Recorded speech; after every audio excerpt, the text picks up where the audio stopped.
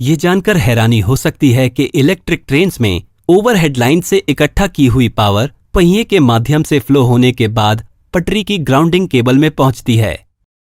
3 face वाला power conversion, regenerative braking और zigzag overhead lines, ये सभी इलेक्ट्रिक ट्रेन के तकनीक को काफी अनोखा बनाते हैं।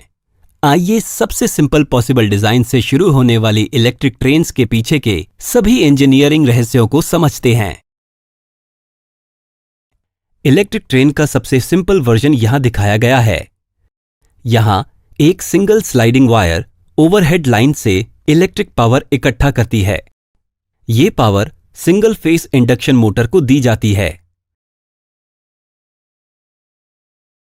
इंडक्शन मोटर का रोटर व्हील से जुड़ा होता है। सर्किट को पूरा करने के लिए इंडक्शन मोटर का दूसरा टर्मिनल जमीन से संपर्क में होता है। जमीन से यह संपर्क इसलिए पॉसिबल है क्योंकि वायर को पहले व्हील से एक्सल ब्रश के जरिए जोड़ा जाता है। व्हील हमेशा पटरी के संपर्क में रहता है और पटरी इस तरह जमीन से संपर्क में रहती है जैसा कि दिखाया गया है। आप देख सकते हैं कि OHL से जमीन पर करंट कैसे पास होता है। यह पहले इंडक्शन मोटर, फिर एक्सल ब्रशेस, फिर पहिया और अंत में पटरी और जमीन से होकर गुजरता है। जब करंट पास होता है तो इंडक्शन मोटर का रोटर पहियों के साथ घूमता है। हालांकि एक घूमने वाला पहिया आगे बढ़ेगा, जिसका मतलब है कि अगला ग्राउंडिंग सर्किट पिछले एक से बहुत कम दूरी पर होना चाहिए। अब कुछ एक्सल ब्रश के डिटेल्स देखते हैं। एक्सल ब्रशेस को घूमने वाले पहिए में फिट किया जाता है और इन कार्बन ब्रशेस के माध्यम से पहियों में करंट को ट्रांसफर किया जाता है जो व्हील एक्सल से जुड़ी डिस्क पर स्लिप होते हैं। फिर से ये एक इलेक्ट्रिक ट्रेन का सबसे सरल वर्जन है। आइए अब इस डिजाइन में सुधार करें और अपनी ट्रेन को और ज्यादा फंक्शनल बनाएं। ओवरहेड लाइन में इस्तेमाल किया जाने वाला वोल्टेज 25 किलो वोल्ट है, जो एक बहुत बड़ा वोल्टेज है। मोटर्स को चलाने के लिए बहुत कम वोल्टेज की आवश्यकता होती है। इस कारण से हमें इसे स्टेप डाउन ट्रांसफार्मर में फीड करने की आवश्यकता होती है, जो वोल्टेज को डिजायर्ड लेवल पर बदल देता है। ओवरहेड लाइन से पावर सप्लाई शुरू में ट्रांसफार्मर के प्राइमरी से गुजरती है और यहां ग्राउंडिंग के कारण सर्किट पूरा हो गया है। ट्रांसफार्मर की एक्शन के कारण सेकेंडरी वाइंडिंग में करंट इंड्यूस होगा और कम वोल्टेज पावर मोटर को फीड किया जाएगा। ट्रेन की तरह उच्च ट्रैक्शन के लिए मोटर को एक हाई टॉर्क का सप्लाई करना चाहिए। इसके अलावा टॉर्क कर्व यूनिफॉर्म होना चाहिए, भले ही मोटर की स्पीड भिन्न हो। 3 फेस इंडक्शन मोटर्स उच्च एक समान टॉर्क आवश्यकताओं को प्राप्त करने के लिए सही विकल्प है। इस मोटर को पावर देने के लिए 3 फेस वायर को खींचना एक अच्छा विचार नहीं है, क्योंकि यह बहुत ही अनइकोनॉमिकल है। इसलिए सिंगल फेस सप्लाई को 3 फेस सप्लाई में बदलने के लिए रेक्टिफायर और इन्वर्टर का इस्तेमाल किया जाता है। एक rectifier single phase AC power को DC पावर में परिवर्तित करता है और फिर इन्वर्टर DC पावर को 3 फेस AC पावर में परिवर्तित करता है। अब ये इंजन पटरी के ऊपर चलने के लिए तैयार है। अगर हम मोटर शाफ्ट और व्हील एक्सल के बीच कुछ गियर रेशियो के साथ एक ट्रांसमिशन सिस्टम जोड़ते हैं तो हम टॉर्क आउटपुट को और बढ़ा सकते हैं। इस पॉइंट पर हमने जो इंजन बनाया है वो एकदम सही लगता है। हालांकि अगर हम इस इंजन से कई कोचेस को जोड़कर एक पूरी ट्रेन बनाते हैं तो ये बिल्कुल स्पष्ट हो जाएगा कि हमने जो सिंगल मोटर इंजन विकसित किया है उसमें इन सभी कोचेस को खींचने के लिए सफिशिएंट पावर नहीं है। तो आइए इंजन को और अधिक शक्तिशाली बनाने के लिए और अधिक मोटर व्हील पेयर्स जोड़ते हैं। एक इंजन बोगी का कंस्ट्रक्शन 3 फेस इंडक्शन मोटर्स के साथ किया गया है। जाहिर है 3 जोड़ी पहियों को चलाने के लिए एक इंजन में आमतौर पर ऐसे 2 इंजन बोगीज का इस्तेमाल किया जाता है। इस पूरे इंजन में आप देख सकते हैं कि ट्रांसफार्मर और रेक्टिफायर कैसे पोजीशन्ड हैं। अब तक इस वीडियो में हमने दिखाया है कि कैसे हम सिंगल हैंगिंग वायर का इस्तेमाल करके ट्रेन में पावर ट्रांसफर करते हैं।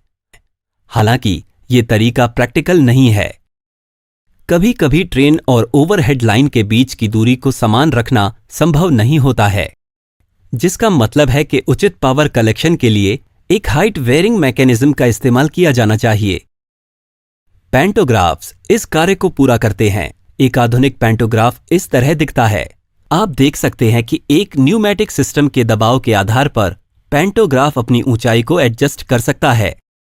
अगर आप ध्यान से देखें तो आप देख सकते हैं कि इस ऊंचाई के एडजस्टमेंट के दौरान करंट कलेक्टर हॉरिजॉन्टल होता है। करंट कलेक्टर को पूरी तरह से हॉरिजॉन्टल होना चाहिए, अन्यथा पावर ट्रांसमिशन में ट्रबल होगा। हमें उम्मीद है कि इस एनिमेशन से आप समझ सकते हैं कि करंट कलेक्टर हमेशा हॉरिजॉन्टल क्यों रहता है। इसके बारे में अधिक जानकारी के लिए कृपया हमारे पैंटोग्राफ के बारे में डिटेल्ड वीडियो को देखें। अब पैंटोग्राफ को कार्य करते हुए देखते हैं। अगर किसी कारण से पैंटोग्राफ वायर से अपना कनेक्शन खो देता है तो ट्रेन अपने उच्च मोमेंटम के कारण कुछ किलोमीटर के लिए अपना फ्री रन जारी रखेगी। क्या आपने कभी सोचा है कि ओवरहेड लाइन जिग-जैग तरीके से क्यों खिंचती है? ये अरेंजमेंट ये सुनिश्चित करती है कि पैंटोग्राफ का कलेक्टर हेड कांस्टेंट संपर्क के पॉइंट पर ओवरहेड वायर को नहीं छूता है। इस व्यवस्था के कारण वेयर एंड टेयर कम से कम होती है। हम इंडक्शन मोटर सप्लाई की फ्रीक्वेंसी को बदलकर स्पीड को नियंत्रित कर सकते हैं। ये रेक्टिफायर और एक इन्वर्टर द्वारा पूरा किया जाता है। ड्राइवर फ्रीक्वेंसी को बदलने के लिए लीवर को एक अलग नॉच पर सेट करता है और इसलिए मोटर की स्पीड उसी के अनुसार होती है। एक्सेलरेशन के बाद ट्रेन के लिए सबसे महत्वपूर्ण पहलू रुकना है। ये कैसे पूरा किया जाता है? क्या हमें इंडक्शन मोटर्स को बंद कर देना चाहिए? अगर ऐसा है तो ट्रेन कई किलोमीटर तक पटरियों पर चलती रहेगी जब तक कि वो रुक न जाए। एक और विचार ये है कि हम इलेक्ट्रिकल ब्रेकिंग लगा सकते हैं। एक साधारण इंडक्शन मोटर में रोटर की स्पीड आरएमएफ की स्पीड से कम होती है। हालांकि सप्लाई फ्रीक्वेंसी को कम करके हम इस कंडीशन को उल्टा कर सकते हैं। दिलचस्प बात यह है कि जब आरएमएफ की स्पीड रोटर की स्पीड से कम होती है, रोटर बार्स में इंड्यूस्ड करंट की दिशा रिवर्स हो जाती है। ये रोटर पर ऑपोजिट दिशा में इंड्यूस्ड टॉर्क को अंजाम देता है। ये एक परफेक्ट ब्रेक है, बिना मेटल टू मेटल के संपर्क वाला ब्रेक। इस फेज के दौरान मोटर जनरेटिंग मोड पर चलती है। हालांकि ये ब्रेकिंग मेथड अपनी पटरियों पर ट्रेन को पूरी तरह से नहीं रोक सकती है, क्योंकि रीजनरेटिव ब्रेकिंग कम स्पीड पर काम नहीं करती है। यानी ये ट्रेन को धीमा कर सकती है, लेकिन इसके बाद आपको ट्रेन को पूरी तरह से रोकने के लिए न्यूमैटिक ब्रेक्स लगाने होंगे। ये एक अलग तरह का मैकेनिकल ब्रेक है। यहां स्प्रिंग का फोर्स और कंप्रेस्ड एयर फोर्सेस ऑपोजिट दिशाओं में पिस्टन पर काम कर रहे हैं। दिलचस्प बात यह है कि जब ड्राइवर सिलेंडर से हवा छोड़ता है